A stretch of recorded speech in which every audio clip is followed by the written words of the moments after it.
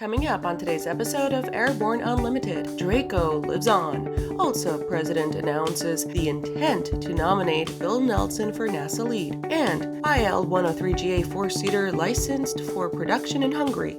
Happy Monday, everybody. Thank you for joining us. I'm your host, Kimberly Kay.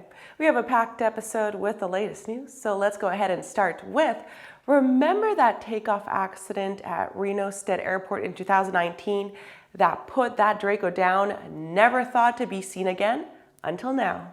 The GA community was all agog at the exploits of Mike Patey and a one-of-a-kind upgrade of a STOL aircraft into something of a 2,500-pound Super STOL bird, complete with a massive turboprop engine. Debuting at AirVenture in 2018, Draco was an immediate hit, a YouTube sensation, and won many STOL competitions. The folks at Horizon Hobby have resurrected Draco, albeit in model form, this time as an exquisite, detailed 6-foot span RC aircraft that leaves little to the imagination. An electrically powered offering, the Horizon Hobby Draco comes in a complete ready-to-fly version, as well as a plug-and-play version for those who already have the necessary radio gear for an easy installation in the aircraft. The detail is significant, from serious STOL suspension to all manner of proper aircraft fittings and LED lights all over the aircraft. The effect is beautiful, and Patey appears really impressed with the result. Depending on the equipment you may already own or not, the Draco is anywhere between $600 to $1,200. But make no mistake, Draco in any size is no toy. After the break, frequency allocation growing concern for aviation.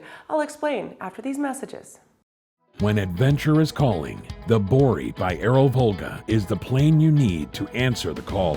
Borey's composite design is simple, reliable, and economical, with impressive performance and no gimmicks. Designed for the wilderness and proven durability in a flight around the Arctic Circle, the Borey has what it takes to handle your next adventure. Featuring 2 large cargo compartments, a comfortable modern cockpit, and a Rotax 912 power plant, the Borey Amphibian is now available in Canada. Experience the Borey for yourself at flightsimple.com. I believe that if people use the landing doctor training program, they will have less accidents, and eventually their insurance will go down and they will make a superior pilot. We do personal limitation checklists, which is the most important reason you need to fly with limits. We do ground proximity awareness training, and we do this with a crosswind. We've been operating 6 Bristells for 2 years without one insurance claim.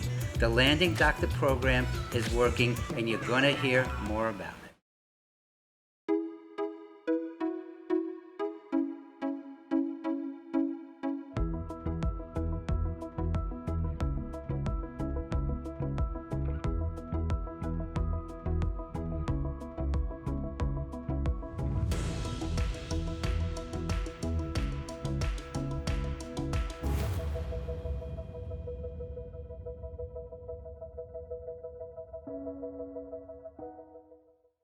Welcome back. With so much news coming out of the aviation industry, we're going to be summarizing some other interesting stories in a brief segment we call Around the Patch.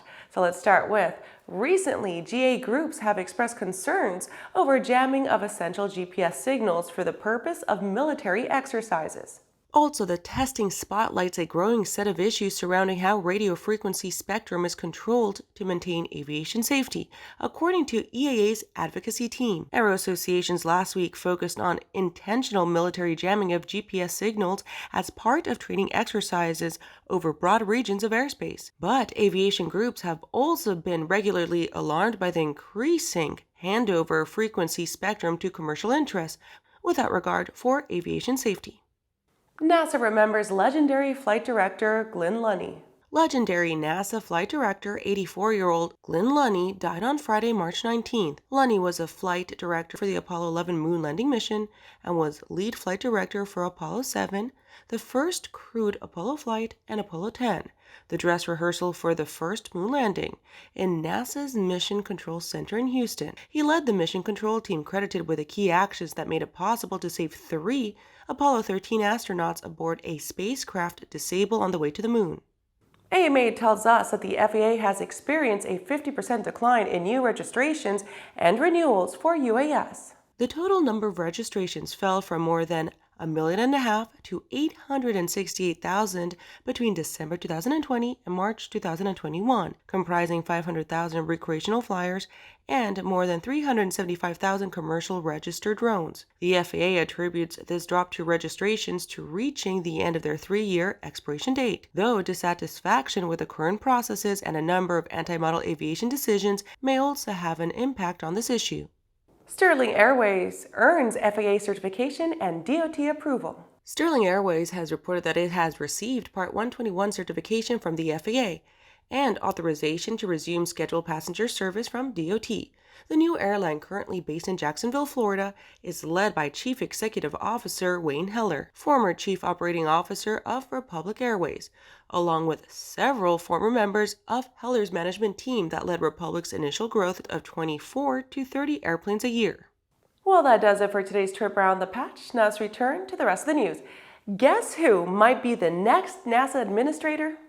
President Biden has announced his intent to nominate Bill Nelson to serve as NASA administrator. The decision is not expected to be popular among much of the senior astronaut corps who dealt with him during his politically motivated spaceflight, which was often considered to be an ill-conceived PR stunt. Senator Bill Nelson, former U.S. Senator, is a fifth-generation Floridian whose family came to Florida in 1829. He has served in public office over 4 decades, first in the state legislature and U.S. Congress, then as state treasurer.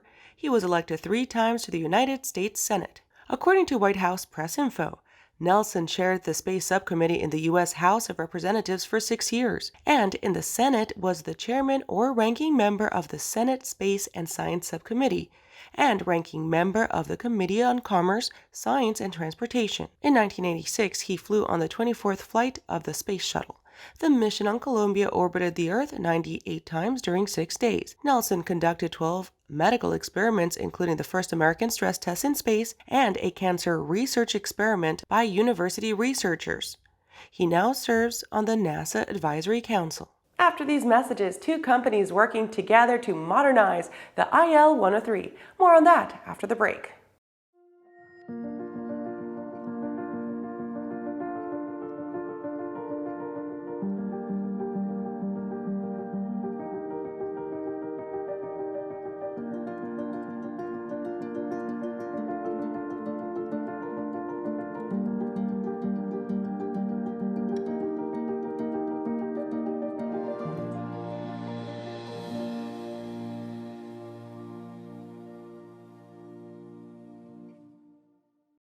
Aviation Safety Resources is disrupting the market for aircraft emergency parachute recovery systems. ASR systems are smaller, lighter weight, and offer longer repack cycles than similar products available in the current market. ASR has a recovery system available for every type of aircraft: sport, experimental, light sport, general aviation, urban air mobility, vertical takeoff and landing, electric propulsion, and unmanned aerial systems. Find the right product for your aircraft at aviationsafetyresources.com. At Diamond Aircraft, innovation is in our DNA. Whether you're taking to the skies for training or business travel, every aircraft in Diamond's lineup features innovative technology, an industry-leading safety record, superior performance and efficiency, and a comfortable flying experience. No other company has pioneered as many aviation firsts, achieved more milestones, or received the same amount of industry praise as Diamond. Discover why Diamond Aircraft is one of the most trusted manufacturers in aviation at diamondaircraft.com. Welcome back. IL-103 GA 4-seater licensed for production in Hungary. An agreement to modernize and license production of a GA aircraft, the IL-103 in Hungary, has been concluded. The agreement is between Ilyushin Aviation Complex and the Hungarian company Aviation Engineering. These parties agreed to work together to develop and manufacture an improved version of the IL-103 light multipurpose aircraft at the Aviation Engineering production facility located in the Hungarian city of Pécs. The new IL-103 will be a modernized version of the previously produced 4-seat single-piston engine passenger aircraft. It combines effective aerodynamic characteristics, a comfortable, spacious cabin, a reliable engine, and modern avionics. The aircraft can also reportedly be operated in any climatic condition, including on short and unpaved runways, and offers hangar-free storage capability. As part of the contract, it is planned to convert all existing design documentation to digital format and modernize the aircraft to make it suitable for successful entry into the GA market. The existing type certificates will undergo major changes based on the results of ground and flight tests of the upgraded version of the IL-103. That does it for our show today. I'm your host, Kimberly Kay. You can catch episodes of Airborne on Roku and Fire TV. Just search for Aero-News or Airborne in the directory. And don't forget to follow us on social media and feel free to comment with story ideas or just to say hi. Have a great day. We'll see you next time.